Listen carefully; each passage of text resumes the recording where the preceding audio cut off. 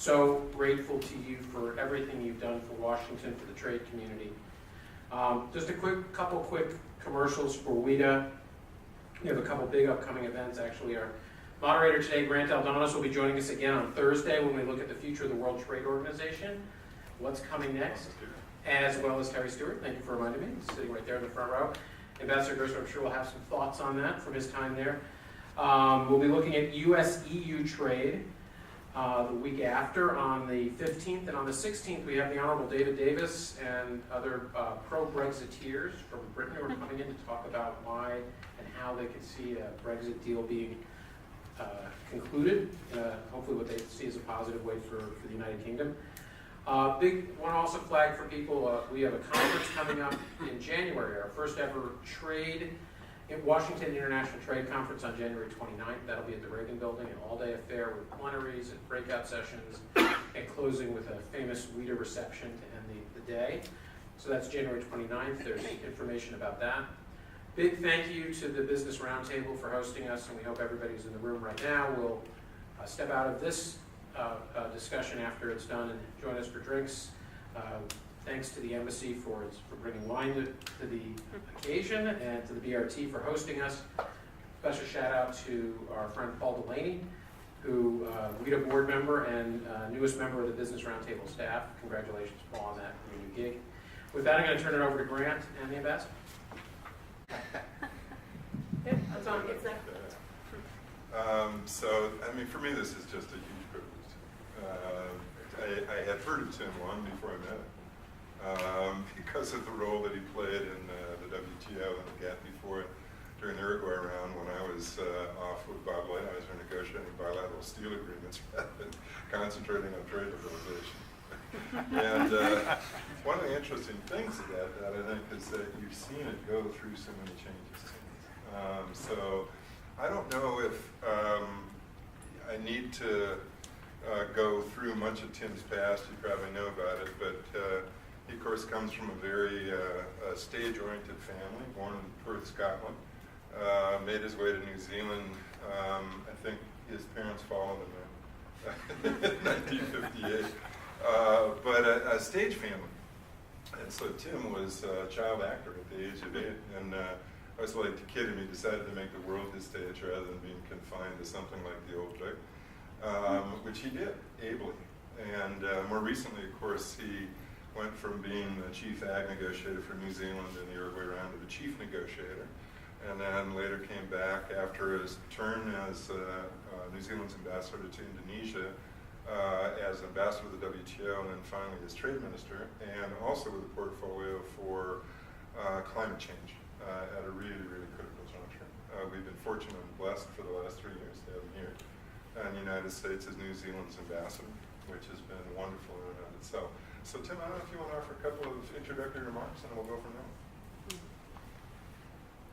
Asking me to offer a couple of introductory remarks. Remember those Alfred Hitchcock movies in the 50s in which the serial killer reaches out to somebody like who says, "Stop me before I kill again"?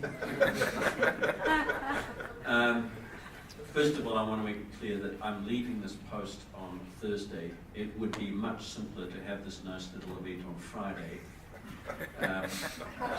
But I figured, Grant, that it's not really a practical problem, because by the time the USTR or State Department spies have reported back to their nervous bosses what Groser has said, and a decision has been taken to declare me persona non grata, look, I've left Dodge City 48 hours ago.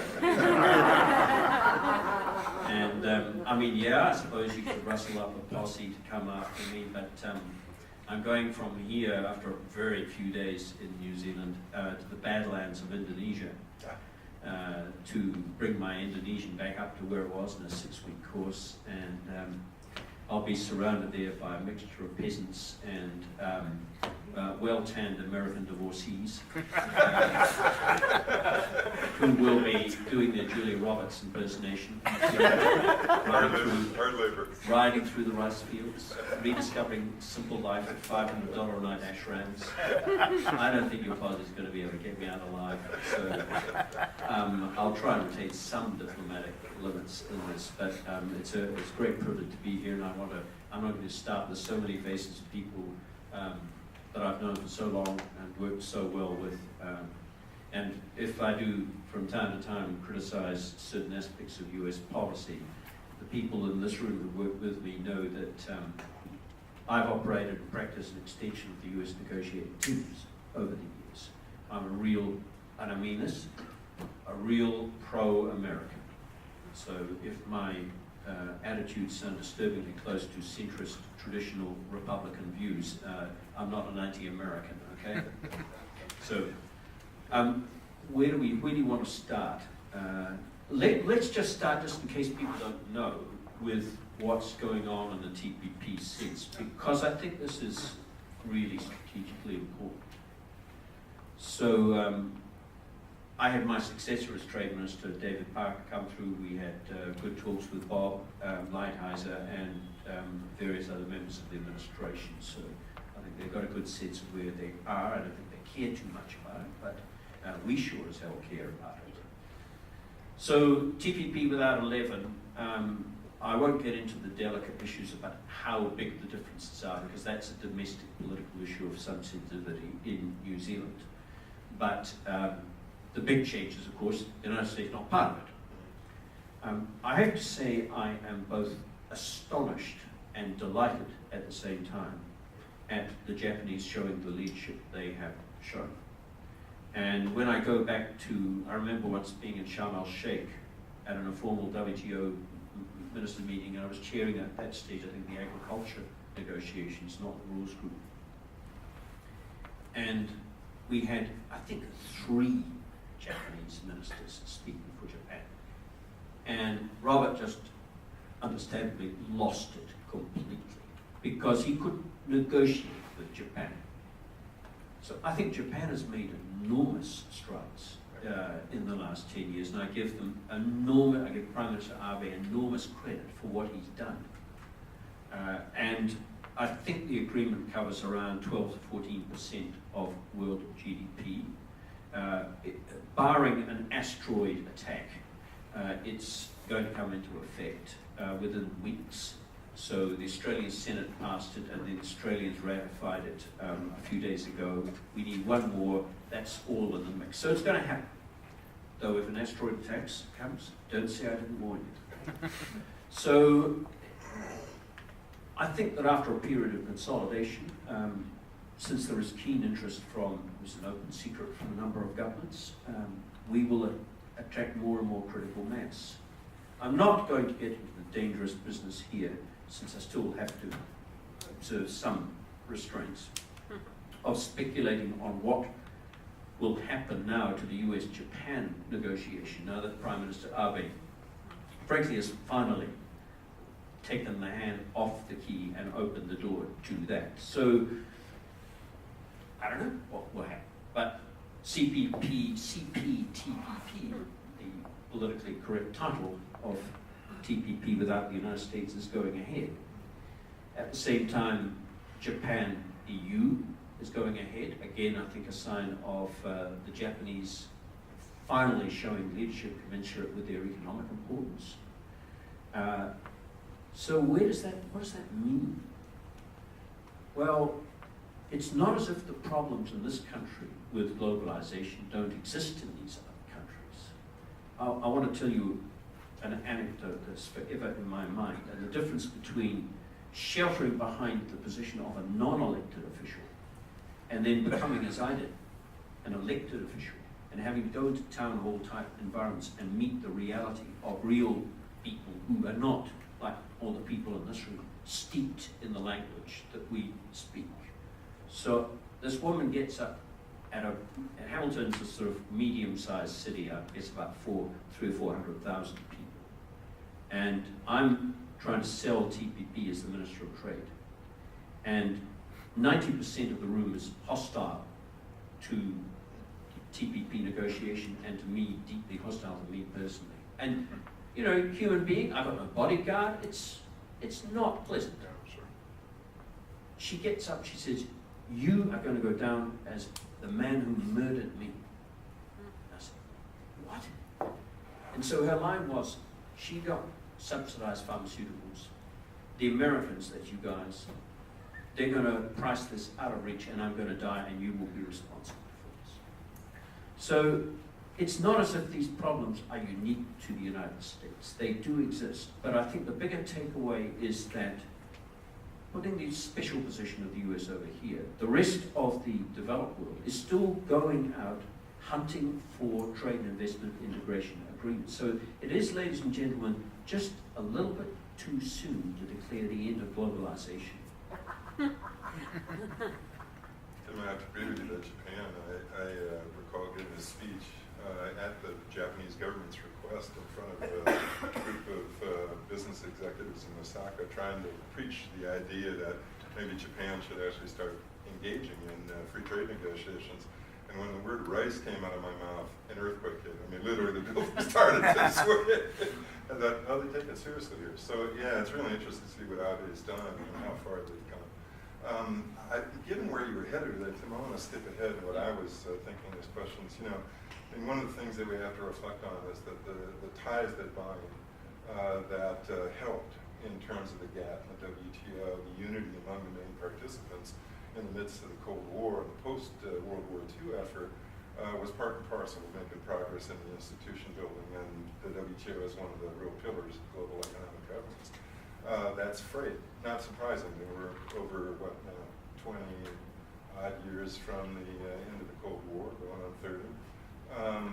If that's necessary, what replaces it at this point? What drives, the WTO going forward? Well, the biggest mistake people can make in foreign policy, and this is an aspect of foreign policy, and it's a mistake routinely committed in the most extreme way by professional foreign ministry people, is to believe that foreign policy exists in a hermetically sealed zone from domestic policy. The two are linked hand in hand. I mean, when I was a young Treasury official, trying to work with older, more experienced officials to reform the then completely unreformed New Zealand economy, it was goddamn difficult to find a way to express this externally because our domestic policy settings were so misaligned with orthodox policy. Equally, we then turned to why was the GATT so easy to do? I've already said some nice things about Japan, so it gives me a little bit of license to tell something that I'm sure the Japanese ambassador of the day thought was a serious comment. We thought it was a joke. On reflection, when I tell you what it is, I've decided he's been right all along and we were wrong. So the Canadians, in yet another worthy Canadian initiative, decided to push the agenda of more ministerial involvement in the GATT. And it's very difficult coming from a democracy, whether it's the largest democracy in the world or a small democracy, to argue against that. But the Japanese ambassador was absolutely prepared to argue against it. And he said, we think that ministers can be very well involved by staying at home. Now we all laughed like you did. I concluded after 30 years of reflecting on this that he was the only guy that got it right. That the job of a commerce minister is actually at home. It is not actually to come in and pretend to negotiate deals, because they can't. Peter, the Renaissance man who was Director General of the GATT in the final years, head of B. Sullivan, I think one of the great figures. He used to say quite openly, I have rarely met a trade minister who was capable of negotiating for her or his country. And frankly, in my experience, that was absolutely correct. To tell you one of my amusing anecdotes, I remember once I was at the same meeting actually in Egypt, and the then New Zealand trader, who's a really good guy, was asked to chair a discussion on development. And one of the ministers, a very prominent developing country minister who shall remain nameless, was prattling on about a thing called the implementation list. And I know there are people in this room who understand what that means, right? The implementation list. It's not what you think it means. i.e. that the developed countries cheated and they weren't implementing what they had agreed to implement. It was exactly the reverse. It was a list of ludicrous and unwarranted developing country demands that we, the developed countries, did. So my minister, who's an honest, upright guy, says, as he listened to these impassioned speeches, turned around to one of the leaders of the developing world and said, could you please, I hear your outrage, but could you give me an example? Because it was a stunned silence. Because none of the developing country ministers have got any idea what they're talking about. Not a single idea, until one of them sputtered, oh, there are so many, I wouldn't wish to highlight any one of them. Once these ministers have read their talking points out, they are completely incapable of proceeding. I'm serious. Sure. Now, come back to the point of your question. I found when I was chairing the agriculture negotiations, this system was absolutely broken. I remember once chairing a group of the 5 most important countries called the 5 Interested Parties, in which I had, on the US side, it was the USTR of the day, now Senator Parker. Yep, and the USDA Secretary of USDA also. And really powerful figures. And I was asking them to design a formula for the conversion of non-ad valorem tariffs into tariff equivalents. Just absolutely ridiculous. Why? Because their senior negotiators had just kicked it upstairs. And a lot of these ministers, by the way, were highly intelligent people. But I remember one of them coming up to me and saying, Tim, I don't understand a word of what we're meant to be negotiating.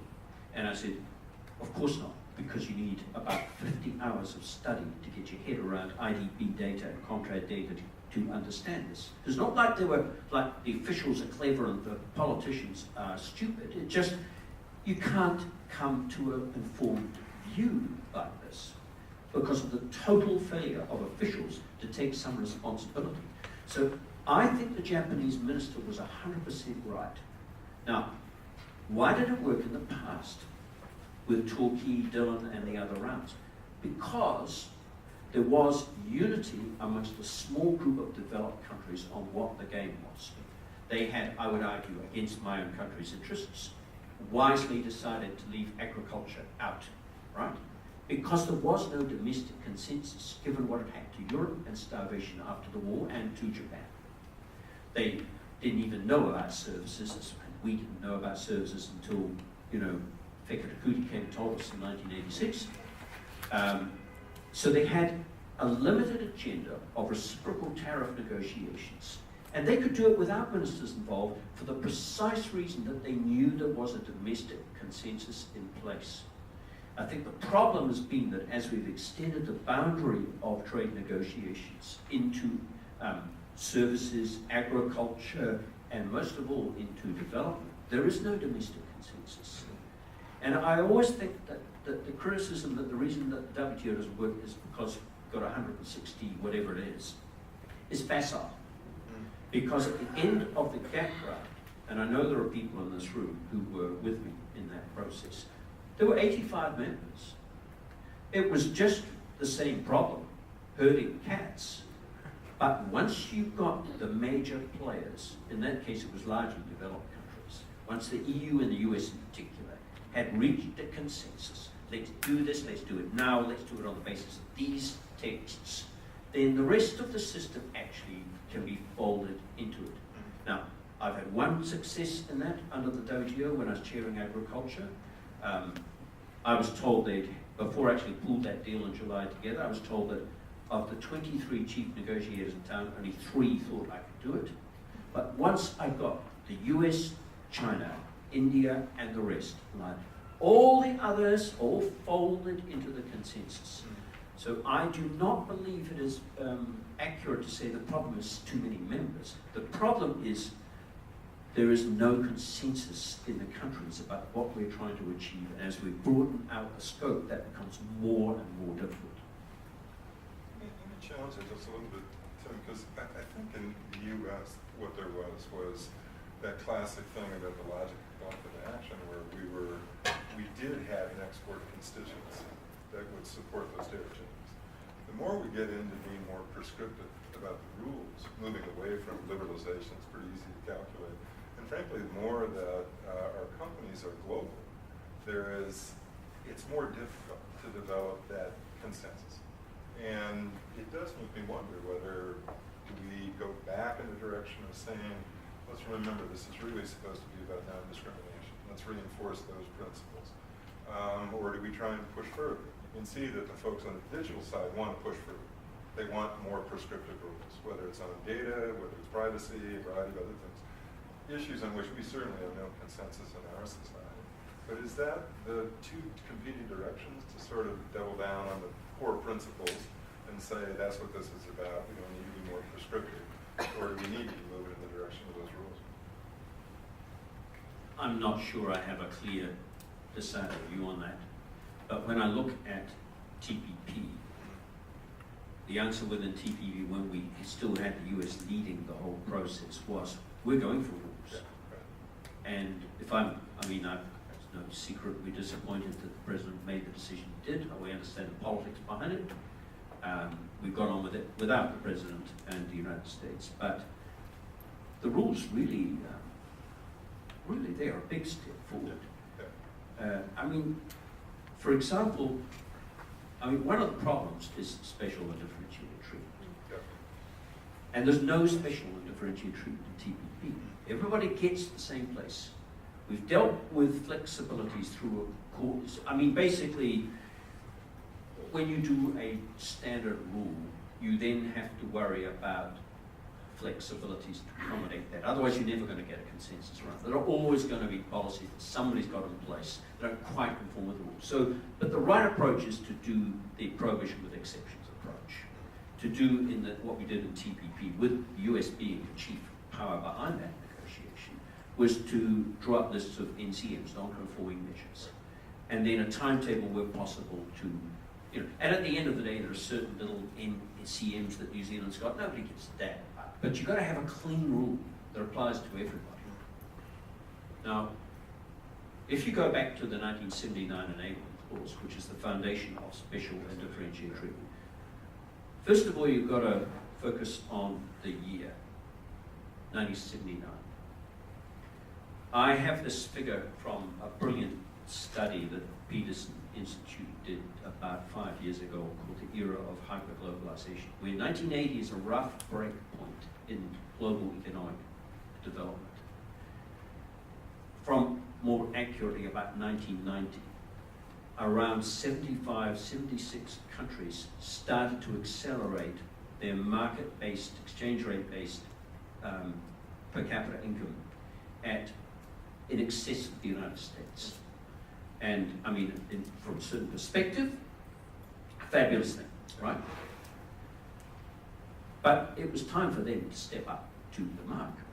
I can't remember the exact language of the Enabling Clause, but the language means this. We developed countries, we will allow flexibility for you, I think they were called in those days developing countries, emerging and quote, emerged. But as you develop, we expect you to take on greater obligations. Well, that was 40 years ago, not 20 years ago today, and Sergeant Pepper hasn't taught the band to play, okay? So there's still this firewall, which of course was the fundamental problem in the climate change negotiations too, getting rid of these damn firewalls. So I'm not sure I've got a snappy, simple answer to your interesting question, but I would say TPP proves that there are configurations of policy that you can operate within that can produce binding rules on everybody. But trying to do that today in the WTO, wow, that's a big ask. It's interesting to hear what you're saying, Tim, because of course in the revised NAFTA, we ended up borrowing an awful lot from the TPP in terms of those prescriptive rules. And then the second thing is, going back to S&D, one of the odd things is one of the original articles of the GATT on economic development was the same deal. In one sense, a certain set of developing countries, agricultural exporters, Argentina and Brazil principally and Uruguay, were actually asking to be relieved of certain obligations. and it was the beginning sort of march back of what you see as sort of India's continuing philosophy and negotiations, so that it's not actually going ahead with liberalization because there's a positive economic in mind that you expect from it, but it's one where you expect to bargain in ways where you get the benefits without having to put reciprocal obligations on it. Let me switch gears. One of the things I was thinking about, and just remind myself about all the things you've done, Tim, was that you've always had a keen insight into politics, and you've had a seat in your own legislature as well as in an area of diplomacy, which, as you pointed out, is you can't escape the domestic politics in which you're doing trade, but you've also been ambassador to Indonesia, which was a remarkable path while you were there and still is on a march toward democracy. And now you've been ambassador to the United States. You hear these things globally about the rise of populism.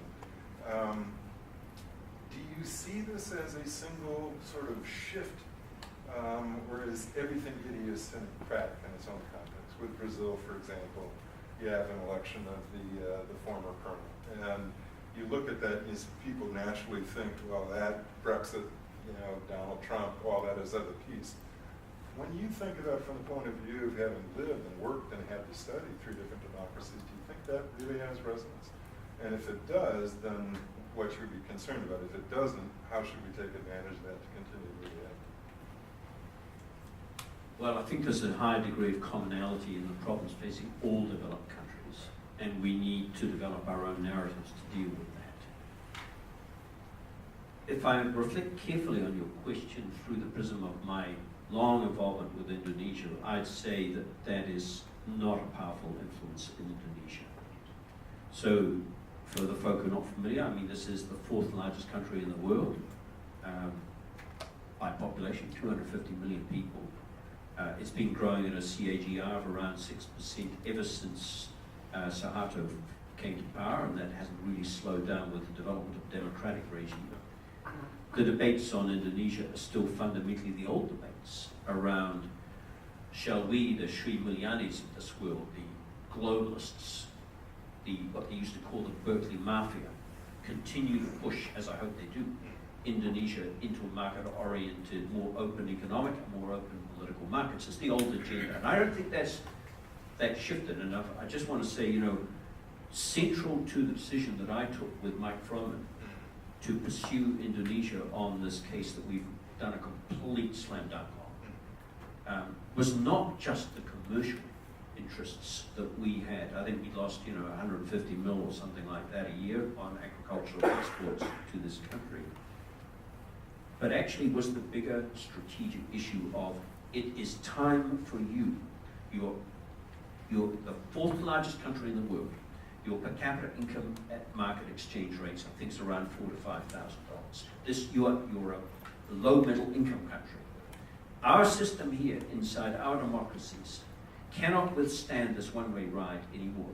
So I said to Mike, I remember very well, and some of his senior officials, look, this will take a long time. They will say they've implemented. We'll probably have to go right down the whole distance through implementation panels under Article 23 and so on and so forth. But we, backed by US power, have got to have some fights on this. Otherwise, we're never going to. See, this, the pure-minded economist sometimes even wonders why we even worry about trade negotiations, because they've all read comparative advantage. And I remember the most extreme example of this was a guy called Jan Tumler, who was chief economist for the GATT. And in this, he would have left the Chicago school in the wake as hopeless socialists. And he was convinced that the whole thing had been a mistake, because it reciprocity reinforced the non-rational view of liberalization. That is ridiculous of you, because there are limits to our rationality when organized into political communities. So we need to harness the mechanism of reciprocity. And in a situation, I know this sounds a little bit like it's coming out of the Trump playbook at the moment, but in a situation where there are many countries which are richer than many of the so-called developed countries, this issue can't be dodged any longer. It does bring me to China.